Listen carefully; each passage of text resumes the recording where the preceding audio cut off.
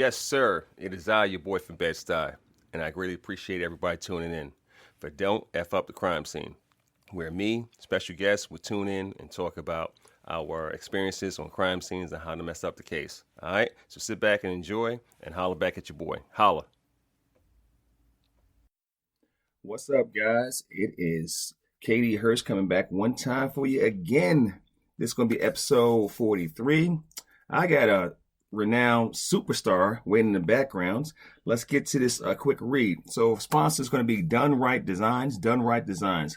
You can reach him at Derek at donerightdesigns.com. If you want your website done, you want anything formally for his website and everything, Derek is the man. All right. That was again brought by Done Right Design. All right. So let's bring her in. Okay. It's going to be the honorable. Okay, the unbelievable, incredible Dr. Rebecca, Husted. And I always knew her from, Dr., Rebecca Jimenez, but she been booed up, guys. And let's read everything off. So again, it's episode 43, and she has co-wrote the first technical large animal emergency rescue book back in 2008. I have that book because I had to do some training at her house. We'll talk about that later. A decorated combat vet, retired signal officer from U.S. Army Reserves. She has a BS in biology from Wofford College. She has PhD for animal psychology from Clemson. I don't like Clemson. I'm going to go there. I'm Gamecock. Anyway, she's a PIO for the city of Gray, which I know that is, a fire department. And she has been doing TLAER forever. We're going to break this down, okay? Technical large animal emergency rescue. So again, for about 25 or more years, all right? Rebecca, welcome to the show. I'm so glad to be here.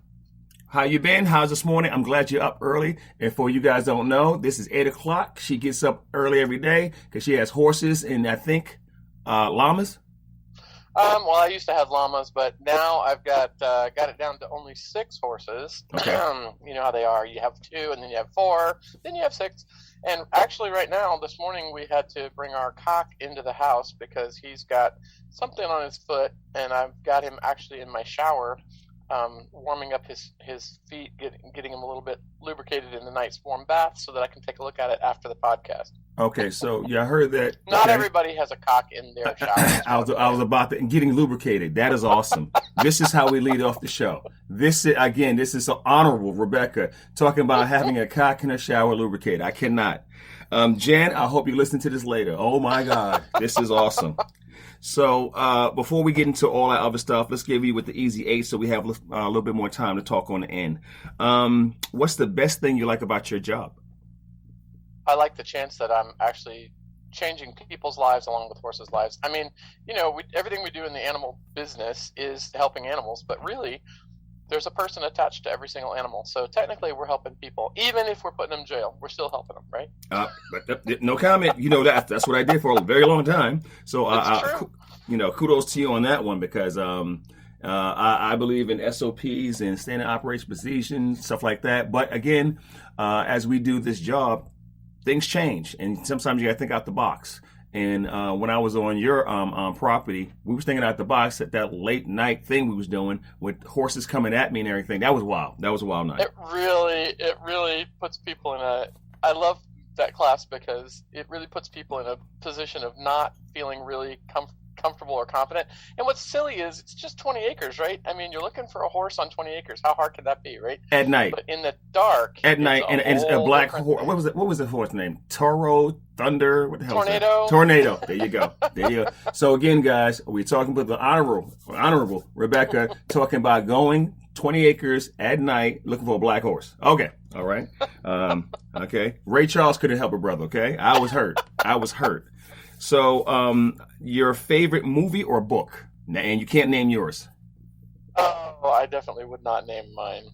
I really like Transformers, believe it or not. Transformers no way. is a fantastic movie. Actually, we recently watched it ourselves, and part of that is it's just a good feel-good movie, and there's transformation in everything, right? So there's a bigger message in that what seems to be a silly movie. Okay. I do not watch anything that's scary. I've got, you know exactly what I mean. Yes. There's so many awful things that I've seen in my life.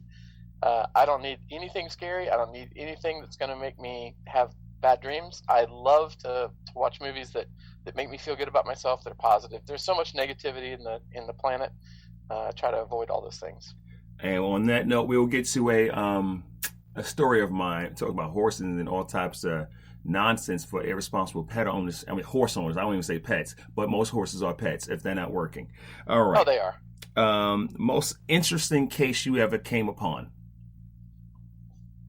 On the cruelty side, or on the large animal rescue side? Large animal rescue. Large animal rescue in South Carolina many, many years ago when Tomas and I were together and we were starting this. We got a call one night, probably about 8 o'clock. There's a horse inside a mobile home. Okay. Turns out what had happened is they had pushed this old mobile home over into a huge ditch. Then the horse was running in the dark, just like at my house. Mm-hmm. He had gotten out from his normal house, his normal pasture. He was running in the dark. He ran off the cliff, basically, and fell into the mobile home. But we didn't know what it meant to have a horse in a mobile home until that we went to that. Sadly, it was an awful scene. He had fallen in there, and of course, he had struggled around. He had absolutely flimsed himself.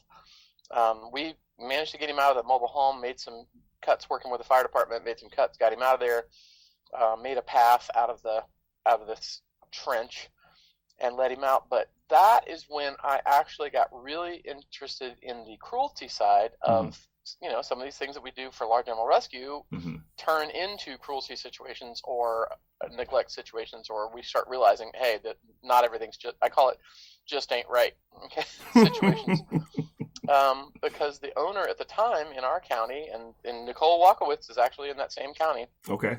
At that time in that county, we couldn't do anything about it when the owner said, with a veterinarian present, he refused treatment. What? And he said, no, I'm going to take him home and I'm going to put some of that Yaller spray on him and I'm going to hose his legs. He'll be fine.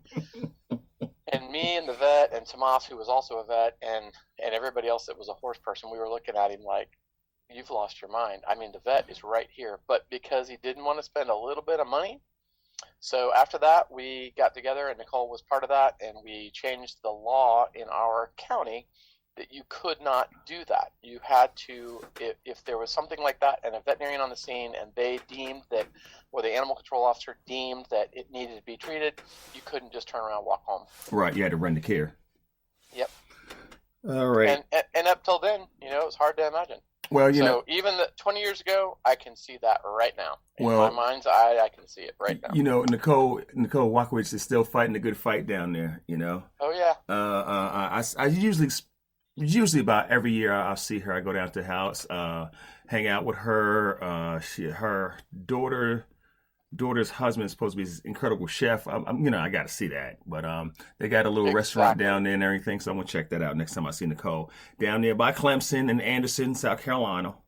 Yep. All right. Favorite food to cook or eat? Bacon. I'm eating bacon right now. I know you're vegan, and I'm sorry. No. I left the veganism a while ago. I'm back. Oh, yeah? Yeah. Okay. I'm having a piece of bacon. I haven't had bacon in like 3 weeks. Okay. I love bacon. It's Sunday. I'm on a podcast with you. Are you kidding me? I'm eating bacon. Yo, I forgot who I interviewed one time. They have like bowls of bacon. It's like the Elvis Presley thing. Just walk around with bacon. That is hilarious. I'll tell you, I am having 2 single pieces. That's all I allow myself to have. So oh my God, it's so good. I take some Canadian bacon. I went to Vancouver not too long. It was very, very good. It wasn't like spectacular, but it was really good. But I had pork belly about maybe a month ago. Oh my God. Oh, Father Lord. That's some good stuff. Okay, since the podcast is called Don't Fuck Up the Crime Scene, have you ever messed up the crime scene? I'm just saying. I have not, as far as I know, messed up a crime scene. I've never been the primary. Remember that I'm not law enforcement, so I work very closely. I'm in Jones County, Georgia now. I'm very lucky. I have a very motivated officer and the director of my department. And, of course, the best thing is she Jennifer Allen. Mm-hmm. She's wonderful. She will handle an angry cat. She will grab a hold of a pit bull. She does not care about that.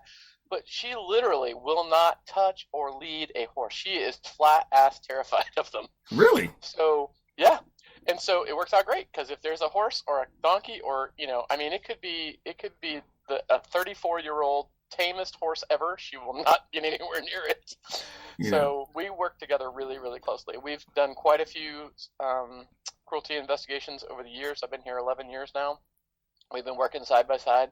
And I also do a lot of support work for Make and Bib because, of course, they don't have all the outreach that they need. So I go not as the primary. I'm working with them. I'm helping.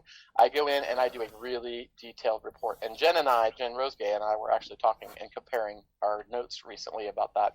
I do a really detailed report. I'm a vet tech, so I go at it from the perspective of I'm the vet tech on the scene. Mm-hmm. And of course, I answer and check all the blocks that I possibly can. And I help them if there's anything that they might not know that's special to equine investigations that they might not know. I make sure that we check the blocks on those things. And these days, I have these really detailed reports. And then what I do is I send them to the vet because, as you know, the problem for the veterinarian is getting the time to do all that. It takes so much time. So what I do is I send my report to the vet that was also on scene, and I tell them, you can feel free to cut and paste whatever you want to do because they can cut and paste from my report, add it to their report, and then when their signature goes on it, they're the one that is actually going to stand up in court most of the time. Right. Every once in a while I get pulled into court, but most of the time it's going to be the veterinarian. But they love it because they're like, and of course I work with them very closely these days. But up till now, I don't think I've fucked up a crime scene. I have prevented other people from fucking up a crime scene. And I constantly tell people, it's the cases that you think will never go to court. Those are the ones you got to document the best because you think that, this is too easy. Yeah, there's a reason it's too easy. If you know it's hard and you know that person is going to raise Cain, of course you're going to document it. But it's the ones you think are too easy. Those are the ones I document the best because turn around 30 days from now and they're going to be pulling in lawyers and raising Cain, and then you're going to be like, oh man, I don't have the pictures. I didn't do this. I didn't do that. I took a visual Henneke body score instead of actually put my hands on, or I didn't have the vet sign off on this or whatever. The thing is, a lot of that comes with experience and then, trial and error sometimes. But if you don't have a good checklist, I like checklists because I like to make a good case file. I like to do my report. I believe I take good pictures. I believe I take enough pictures. And I try to shoot, the surroundings, again, overall, mid-range, close-up, and I go macro. I will take one of my reports and take out the names and dates. And send it to you, and you are more than welcome. I'll send it to you as a PDF. You can post it up on your website, share it however you wish. If any of the other officers need it, they can always get a hold of me. If you can't find me on the international web, I mean, oh my God, I'm easy to find. Dr. Rebecca Jimenez Husted. It's easy to find, and I will send you copies of whatever you need. And in fact, I'll even say, if you're working on my crime scene and you want a horse person to look at it and help you with it, call me. I'm easy to find. I will help you. I don't care where you're from. I like putting people in jail when they're doing the wrong thing or at least getting their animals away from them. That's what I'm talking about. Lock that ass up. Yep. On that next question is your favorite place to visit or vacation? Oh man, I finally got it to Scotland last year. Oh my God, I may have to go back to Scotland. It was absolutely stunning. It was better than I had ever thought. And I've been around the world. If I had the money to move, and I had to move and leave the United States, which is the greatest country in the world. We are so gifted. But if I had to leave the country, I would go to Australia. It is absolutely beautiful. Really? But, let me tell you, Scotland, except for the rain and the cold, I went in the summer, so I know it's rainy and coldy, but that is it is stunning. The food was good, the people were wonderful, but the views are better than I had ever even